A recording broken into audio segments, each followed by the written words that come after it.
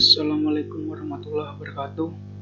Nama saya Terang Julianto, NIM 19.18110 dari kelas B.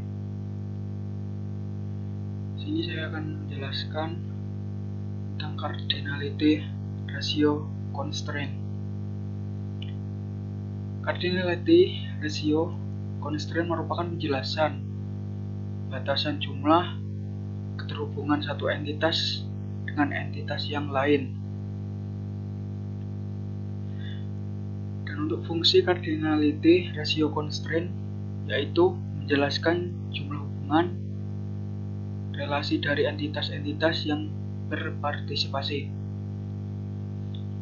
Terdapat 3 macam jenis cardinalitas ratio constraint, yaitu hubungan 1:1 one-to-one relasi, yaitu entitas yang berada di himpunan A berhubungan dengan satu entitas pada himpunan B,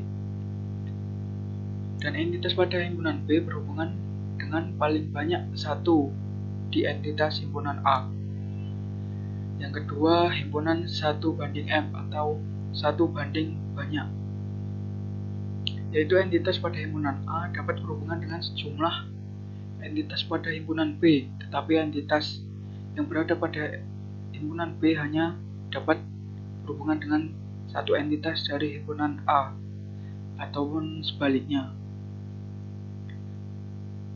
Yang ketiga atau yang terakhir, himpunan M/N, yaitu banyak dengan banyak, yaitu entitas yang berada di himpunan A dapat berhubungan dengan banyak entitas di himpunan B, ataupun sebaliknya, yaitu B dapat berhubungan dengan himpunan semua yang ada di A. Dan yang kedua, cardinalitas atribut. Cardinalitas atribut adalah representasi dari jumlah entitas dalam bentuk alur data atau data flow yang didefinisikan melalui DFD, data flow diagram. Melalui cardinalitas dapat diketahui bahwa setiap atribut mempunyai minimum cardinalitas yaitu 0 atau 1 dan maksimum cardinalitas yaitu 1 atau banyak. Minimum 0 atribut tersebut adalah optional, boleh ada, boleh tidak. 1 atribut tersebut harus ada atau 0. Maksimum 1 atribut normal, n atribut tersebut melakukan pengulangan atau repeating, sehingga proses normalisasi dapat segera dilakukan. Contoh studi kasus RD dan cardinalitas entitas jika aturan sekolah mempunyai aturan sebagai berikut. Satu mata pelajaran harus diajar minimal 1 pengajar dan maksimal banyak pengajar.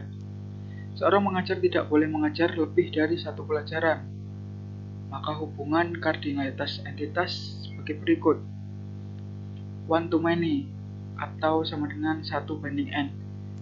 Karena satu entitas mata pelajaran bisa diajarkan minimum 1 guru dan maksimal banyak entitas guru. Namun sebaliknya, satu entitas guru minimum bisa mengajar 1 entitas mata pelajaran dan maksimum hanya 1 mata pelajaran. Ini adalah contoh diagram relasi seorang guru dan mata pelajaran.